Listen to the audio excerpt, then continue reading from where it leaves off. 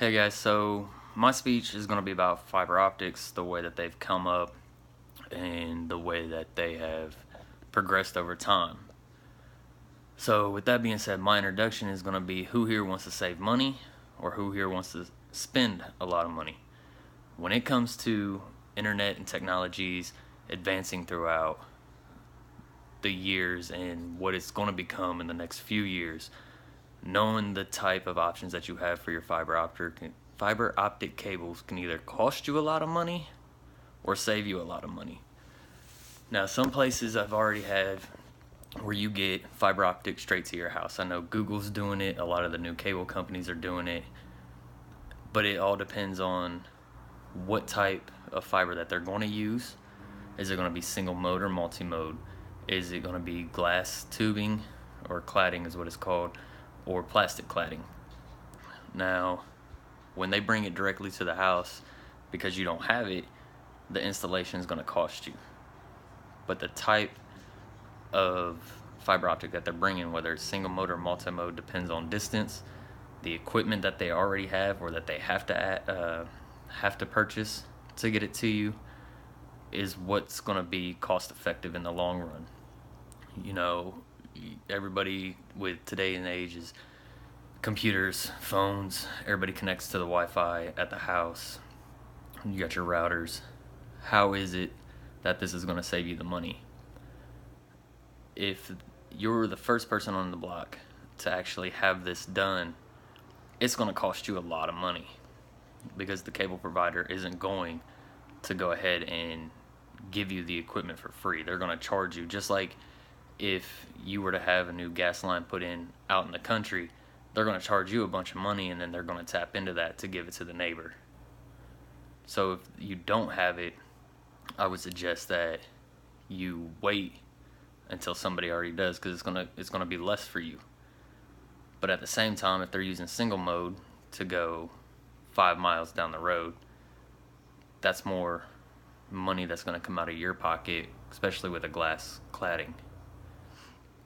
They don't look at what they spend, they look at what they're going to gain from it. With fiber, it's distance, how many users.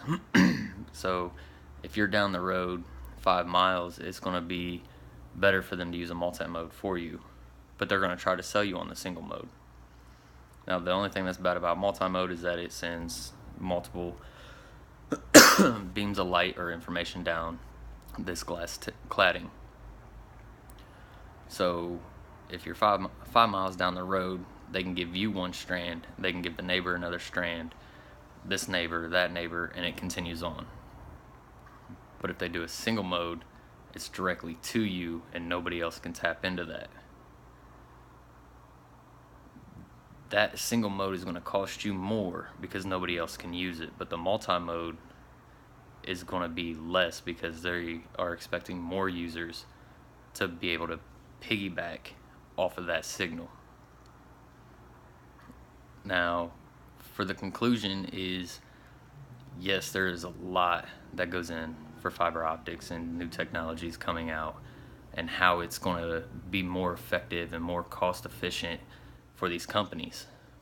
But at the same time, you need to look at how it's going to benefit you better in the long run by saving money than the initial startup. Everything changes with technology. Everything is bigger, better, faster, and that's what the people want. Fiber optics been around for years. Back in the 1980s they had it, but nobody was using it, so they quit giving it out.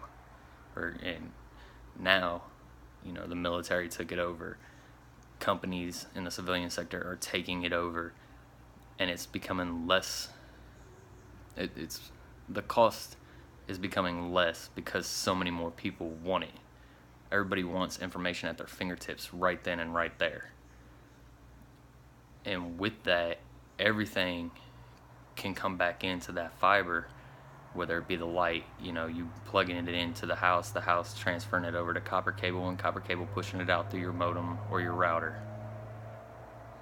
it's all about the money for the company, but it also needs to be all about the money for you, as well as the cost saving that you'll get from it. Maybe not in the beginning, it won't pay off as fast as it will towards the end, but in that beginning, you have to look at what the initial startup is, what equipment that those companies are going to try to use, so that you know what you're going to be charged. Look into it. Make sure that you're asking the questions for the company. You know, why are you using this time division multiplexer instead of this one? This one is just as good, but it costs less. And those are the things that you need to look into.